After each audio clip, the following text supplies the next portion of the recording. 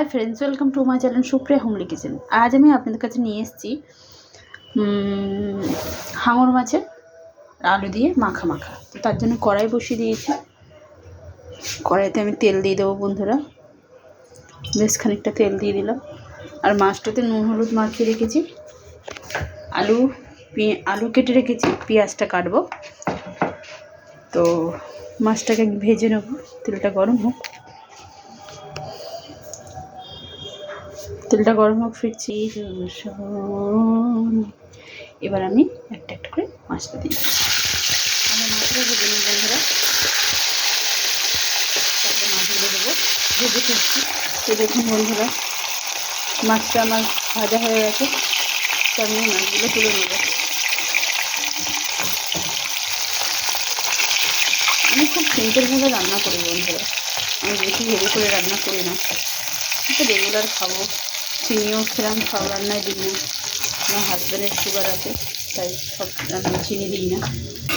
তো এই তেলটা অনেক হয়ে গেছে, তাও এই তেলে পেঁয়াজগুলো দিয়ে দিলাম।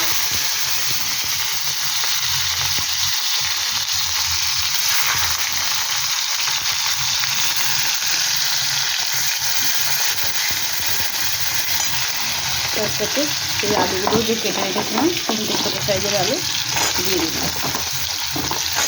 পেঁয়াজ আর আলু একসাথে ভেজে ফিরছি বন্ধুরা। তো বন্ধুরা, আলুটা নিলাম, স্বাদ মতো নুন দিয়ে দিলাম, আগে থেকেই দিয়ে দিচ্ছি।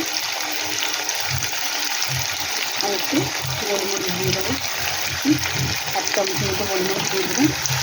এবার এটাকে নাড়াচাড়া করবো, ভালো করে ভেজে নেবো, যাতে নুন আর ঝালটা হাড়ের মধ্যে ঢুকে যায়। ভেজে ফিরছি।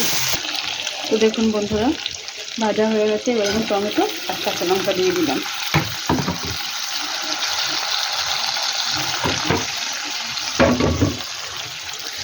গ্যাসটা একটু জোরে দিলাম। এর সাথে আমি গুঁড়ো মশলাগুলো দিয়ে দেবো। কাশ্মীরি লঙ্কার গুঁড়ো, হলুদের গুঁড়ো দিয়ে নাড়াচাড়া করবো, কষবো বন্ধুরা। পরে ফিরছি। জল ঢেলে দিলাম বন্ধুরা, গরম জল ঢাললাম।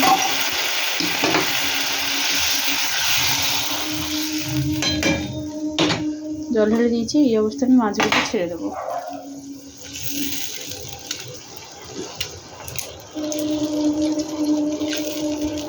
ফুটুক, পরে ফিরছি।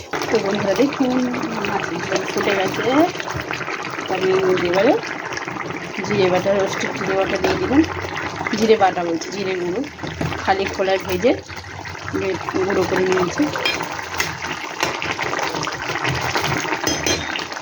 পরে ফিরছি। তো দেখুন বন্ধুরা, আমার মাছের তরকারিটা রেডি হয়ে গেছে। তো আপনারা ট্রাই করবেন, ট্রাই করে কমেন্ট সেকশনে কমেন্ট করে জানাবেন আমার এই রান্নাটা আপনাদের কেমন লেগেছে। আর আমার এই চ্যানেলটা লাইক অ্যান্ড সাবস্ক্রাইব করে দেবেন। ভালো থাকবেন, সুস্থ থাকবেন। থ্যাংক ইউ ফর ওয়াচিং বন্ধুরা, বাই বাই।